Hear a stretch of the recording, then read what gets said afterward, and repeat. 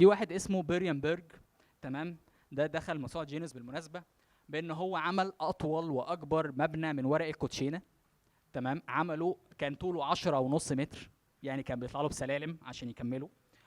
وعملوا الارقام دي مش خياليه، دي من على ويكيبيديا، تمام. وكان وزنه 272 كيلو. طب هو ازاي وزنه؟ ما عادي هيشوف هو كام كارت والكارت وزنه كام جرام ويبتدي يحسب. واستخدم كام كارت بقى؟ مش كارتين، استخدم 218 ألف كارت، تمام. الناس اللي استخدمت 10 مرات عشان توقف كارتين، ها تمام. فهو استخدم 218 ألف كارت واخد منه 44 يوم. بغض النظر ان في كتير مننا ممكن يشوف ان الشخص ده تافه، يعني ايه اللي هو ضيع فيه 44 يوم من حياته عشان يعمله، وايه الهبل اللي هو عمله ده اصلا. بس الراجل ده عايز اقول لكم ان هو اعتبروه من الناس الملهمه. ليه بقى من الناس الملهمه؟ لان هو، نعم، الصبر طبعا دي حاجه. ما انا بقول لك كان بيطلع بسلم عشان يطلع لفوق. لا ده موضوع بقى، ده علم كبير، ده بيقول لك درس فيزيكس ودرس مش عارف ايه، ويعني عشان يعمل، هو اصلا بالمناسبه هو كان مهندس مدني، يعني مش واحد كده بيلعب يعني، تمام. طيب فقال لك بقى ليه اعتبروه من الناس الملهمه؟ لان هو قال لنا كده شويه نقط اتكلم فيها وهو بيعمل المبنى بتاعه ده. اول حاجه قال لك ان هو اكتر وقت استغرق منه في من ال 44 يوم ده وهو بيعمل القاعده بتاعه المبنى.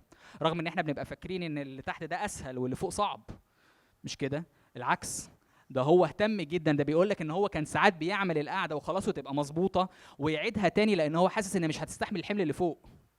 فهو اكتر حاجه احنا بناخد فيها وقت. وعشان كده ما تتعبش لو انت حاسس ان انت دلوقتي لسه متخبط في الكارير بتاعك او لسه بتغير، هو ده الطبيعي، انت دلوقتي بتحط البيز، تمام. فهو ده اكتر حاجه احنا بناخد فيها وقت. الحاجه التانية ان هو بيقول لك طبعا كان بيجي له الهسس اللي بيجي لنا كلنا، اللي هو كفايه كده، ما كفايه كده، يعني ليه 10 متر ونص، تمام. كان بيقول لك ان هو كان في وقت جه كان كل دور بيفكر بتجيله الفكره دي كفايه كده. بس اللي قدر ان هو يخليه، كان بيقول لك بقى اللي خلاه ان هو يكمل ما يوقفش، ان هو كان عنده هدف ان هو عايز يخش موسوعه جينيس. وهو ده اللي كنا بنقوله، ان انت ما تفكرش في مخاوف، هو كان بيبقى خايف ان هو تقع، لكن هو كان بيركز اكتر على التحفيز. فاكرين جذر التحفيز اللي قلناه؟ هو بيفكر اكتر على التحفيز، لما يوصل، لو وصل وما وقعش هيوصل لايه؟ هيوصل لحاجه كويسه، تمام. فالرقم القياسي كان بالنسبه له هو الموتيفيشن. حاجه كمان هو ان احنا نشتغل على جنب، دي حاجه احنا بننساها كتير.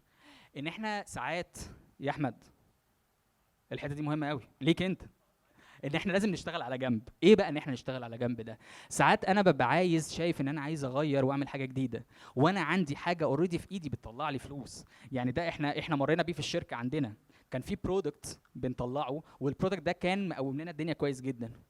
وبدانا ان احنا بتخيلنا نفكر برودكت جديد احسن. وقررنا ان احنا خلاص هنوقف الشغل بالبرودكت القديم ونشتغل بالجديد. منار فين من الناس اللي بتنظم معانا؟ ايوه، اللي كانت دايما بتقول لنا يلا بقى نوقف الشغل بالبرودكت القديم ونشتغل بالجديد، الجديد احسن، تمام. اللي حصل ان حصل لنا دروب شهر او شهرين بسبب الموضوع ده، البرودكت الجديد ما نجحش زي ما احنا كنا فاكرين. مش بس كده، ده احنا اثرنا على الاساس بتاعنا.